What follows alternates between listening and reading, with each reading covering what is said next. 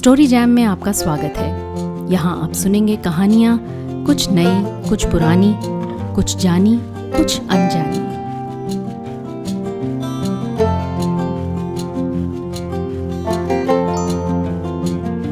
Story jam में आज सुनिए अशोक पांडे की लिखी किताब बब्बन कार्बोनेट से एक कहानी का शीर्षक है गट्टू भाई, बाघ और पानी का लोटा। नई शादी के 15 दिन बाद उस रात गट्टू भाई की अपनी बीवी से पहली लड़ाई हुई। बीवी का लिहाज करने की नीयत से उन्होंने दोस्तों की संगत में नित्य की जाने वाली शराब पार्टियों पर संयम पूर्ण रोक लगाई हुई थी, लेकिन उस शाम वो फंस ही गए। बारात में ले जाई गई बैंड पार्टी का इंतजाम संतोष ने कराया था और सिर्फ उसी का पेमेंट करना रह गया था। बीवी से जल्दी आने का वादा कर गट्टू भाई संतोष के घर पहुंचे। वो घर पर नहीं था। गट्टू भाई जानते थे अड्डे पर होगा। गूलर भोज के खत्ते से जयप्रकाश जंगली मुर्गी मारकर लाया था और जग्गा गुरु की ऑटो वर्कशॉप के पिछवाड़े पत्थरों के चूल्हे पर हांडी चढ़ी हुई थी। बोतल खुल चुकी थी। कार्यक्रम चल रहा था। गट्टू भाई को देखते ही संतोष ने ईद का चांद हो रिया आजकल गट्टू बेटे कहकर पहले थोड़ा सा उल्हाना दिया, फिर उनका गिलास बनाना शुरू किया।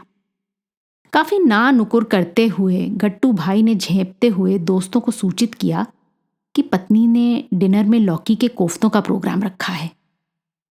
इसकी बड़ी खिल्ली उड़ाई गई और उनके पौरुष को ललकारने वाले कुछ अश्लील किस्म के कमेंट्स किए गए।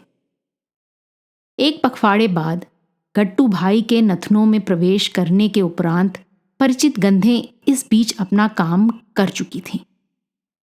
फिर वही हुआ जो होना था। रात 12 बजे नवेली पत्नी ने दरवाजा खोला। भीतर घुसते ही वो समझ गए गड़बड़ हो गई है। मेज पर खाना लगा था, जिससे जाहिर होता था अर्धांगिनी भूखी थी। जिस अंदाज में अर्धांगिनी ने पटक कर दरवाजा बंद किया, उससे ये अलावा जाहिर होता था कि वो नाराज है, उखड़ी पड़ी है। अरसे बाद बना गट्टू भाई का मूड हवा हो गया।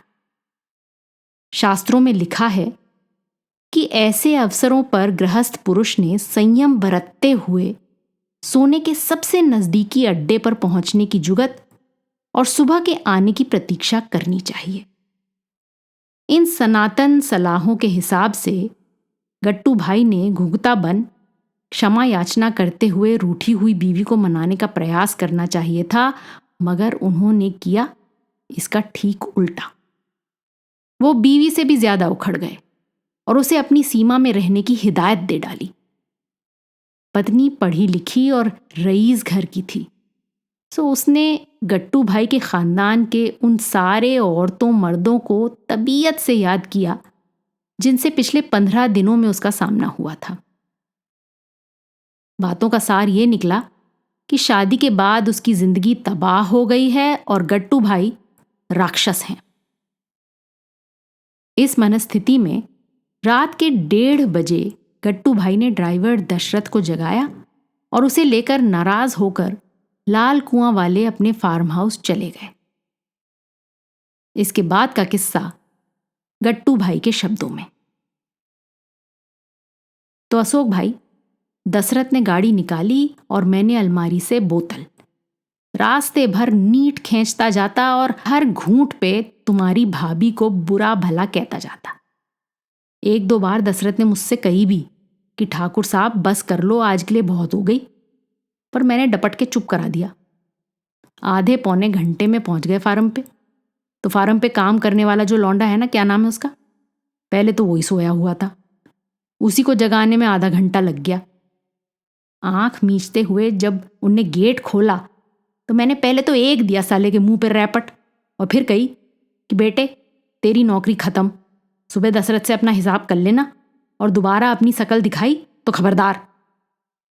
बहुत जोर से नींद आ रही थी तो मैंने दशरथ से कही कि यार दशरथ, यहीं बाहर खुले में खटिया लगवा दे मेरी, और पानी का बड़ा वाला लोटा नीचे रखना मत ही भूल जाइयो। खटिया पे लेटा अशोक भाई तो आप समझ ले खोपड़ी जो है सीधी टकराई आसमान से, एकदम भिन्नौट। अगल बगल की हर चीज घूम रही और खाली पेट में गुड़ गुड़ गुड़ गुड़ अलग से हो रही। मैंने सोची बेटे गट्टू, आज तो तेरी जिंदगी भोले बाबा ही बचा सकें। दशरथ सही कह रहा था कि ठाकुर साहब बस कर लो। ऐसी हालत, किसी तरह मैंने एक साइड को करवट लेके सोने की कोशिश करी तो तुम्हारी भाभी की शकल याद आ गई। बेचारी ने कितने तो मुश्किल से लौकी के कोफ्ते बनाए होंगे। और साले गट्टू, तैने क्या किया? पहुंच गया टैट फिट होके, लड़ाई अलग से कर ली। अब अशोक भाई जो है बहुत पछतावा होने लग गया मुझको। जैसे तैसे खुद को समझाया कि कल सुबह सुबह हल्द्वानी जाके माफी मांग लूंगा बेचारी से। सो गया तो सपना आया, और सपने में भी तुम्हारी भाभी।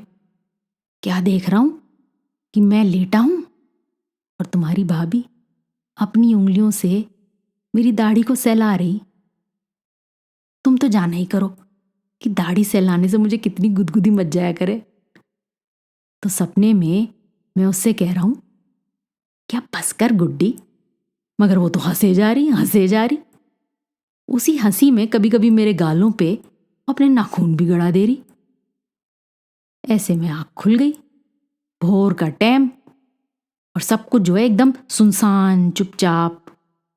मुझे गाल पे तुम्हारी भाभी का नाखून भी महसूस हुआ। एक बार तो मुझे लगा कि हो ना हो भी वो मेरे पीछे पीछे दूसरी गाड़ी लेके फार्म पे आ गई है। लेकिन दशरथ तो मेरे साथ आया है, गाड़ी कौन चलाएगा? मैंने खट से पूरी आंख खोल दी। आंख खोली तो जैसे एक पिक्चर में नहीं दिखाया था, अपने ठीक सामने मुझको 3, 4, 6 इंच की दूरी पे एक बहुत बड़ी आंख दिखाई दी। गाल पे हाथ लगाया तो बालों से ढका अपने कुत्ते शेरू का पंजा जैसा महसूस हुआ। फिर ख्याल आया कि गट्टू बेटे, शेरू को तो पिछले हफ्ते बाघ उठा ले गया था फार्म से। बाघ का ख्याल आते ही मैं समझ गया कि मेरे ऊपर बाघ झुका हुआ है और मेरी दाढ़ी को अपने पंजे से सहला रिया है। गट्टू की जो डिबरी टैट। आप समझ लें अशोक भाई, ये सब समझ में आने में ऐसे ही 3-4 सेकंड लगे होंगे। जो जैसे ही मैंने पंजे पे हाथ लगाया, उनने अपना नाखून गाल पे हल्का सा गड़ा दिया, बड़ी जोर से चुभा साला। और वो जो उसकी इतनी बड़ी बड़ी आंख दिख रही थी, वो मेरे चेहरे की तरफ आने लग गई। अब बाघ ने अपनी नाक से मेरी नाक को छुआ। गीली चिपचिप नाक साले की, और क्या गंदी बास। मैं समझ गया कि शिवजी गुड्डी के साथ करे गए अन्याय की सजा दे रहे हैं मुझको। यार अशोक भाई सोचो, एक आदमी की शादी को 15 दिन भी पूरे नहीं हुए और बाघ उसको खाने जा रहा हो, तो मुझको सबसे पहले तो ख्याल आया तुम्हारी भाभी का कि बेचारी मेरे बिना कैसे जिंदा रहेगी। और फिर ये कि जब ये बाघ मुझे खा रहा होगा तो भयंकर दर्द होगा। मैंने चिल्लाना शुरू कर दिया, दशरथ दशरथ। हलक से बाहर आवाज ही ना निकली साली। अब बाघ ने भी हौले हौले गुर्र गुर्र करना शुरू कर दिया। अब देखो, एक बात है, भगवान ने आदमी को दिमाग नाम की जो चीज दी है ना, उसके आगे सब फेल ठहरा।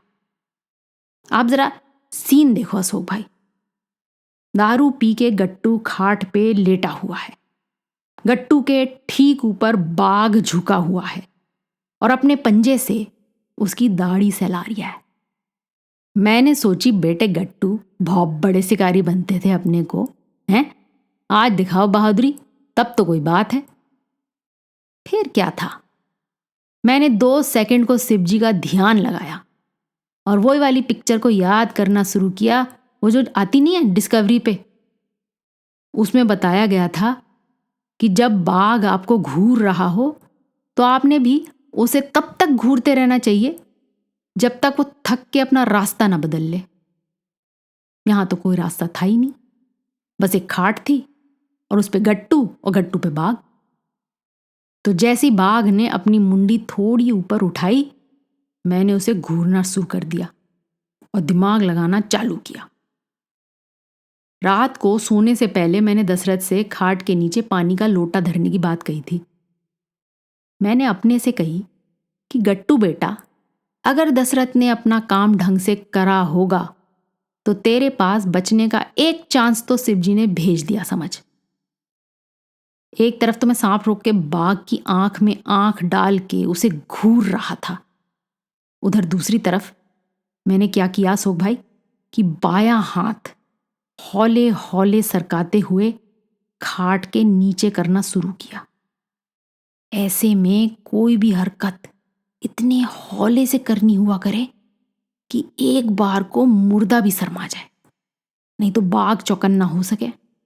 और जो ऐसा हो गया तो आपका काम लग गया समझो। करीब आधे मिनट में मेरा हाथ जो है लोटे से टकराया। फार्म पे दादाजी के टाइम का लोटा हैगा पीतल का, पूरे 2.5 लीटर पानी आता है साले में। उसी को दशरथ रख गया था, प्यास बहुत लगा करे ना इसीलिए।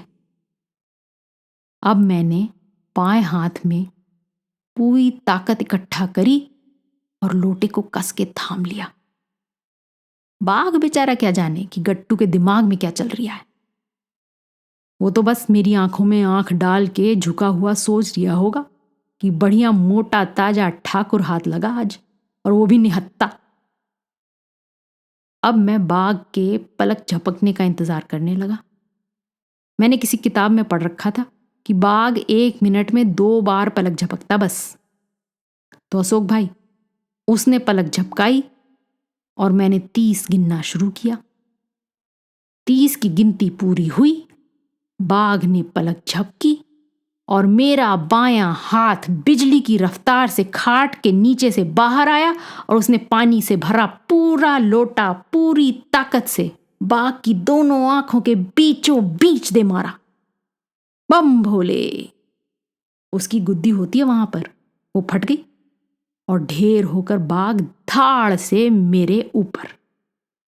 बड़ी मुश्किल से साले को अपने ऊपर से हटाया और दशरथ को आवाज लगाई। दशरथ आया तो मरा हुआ बाघ देख के बेचारे की हवा निकल गई। मैंने डांटते हुए कही कि ऐसे डर क्यों रिया, कभी मरा हुआ बाघ ना देखा तेने? तब जाके दशरथ की जान में जान आई। तो फिर मैंने उससे कही कि गाड़ी लेके जाए और हल्द्वानी से खाल निकालने वाले को बुलवा लाए, तब तक मैं जरा नींद पूरी कर लूं। दशरथ जाने लगा तो मैंने कही कि बेटे दशरथ, लोटे में पानी तो भर जा। बाघ के चक्कर में 2.5 लीटर फिल्टर वाला पानी जमीन पे गिर के बर्बाद हो गया साला। कैसी लगी आपको आज की कहानी? ऐसे ही कई मजेदार किस्से कहानियां आप पढ़ सकते हैं अशोक पांडे की किताब बब्बन कार्बोनेट में। अगले हफ्ते हम फिर मिलेंगे एक और मजेदार कहानी के साथ। तब तक अगर आप YouTube पे सुन रहे हैं तो इस चैनल को सब्सक्राइब करना ना भूलें, और अगर Spotify या किसी और पॉडकास्ट प्लेटफॉर्म पर सुन रहे हैं तो वहां पर भी सब्सक्राइब या फॉलो जरूर करें। तो फिर मिलेंगे एक और कहानी, कविता या लेख के साथ। अलविदा।